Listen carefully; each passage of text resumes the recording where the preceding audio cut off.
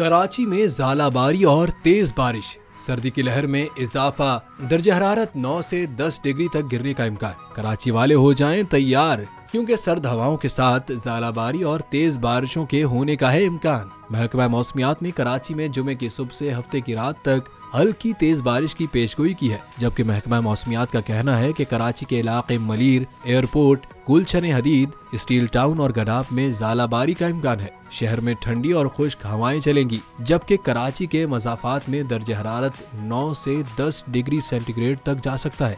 तेज बारिशों की पेशगोई के बाद शहर कायद में रेन इमरजेंसी भी नाफिज कर दी गई है, जबकि कराची के तमाम दफातर में 2 बजे के बाद छुट्टी देने की भी तजवीज़ पेश की गई है।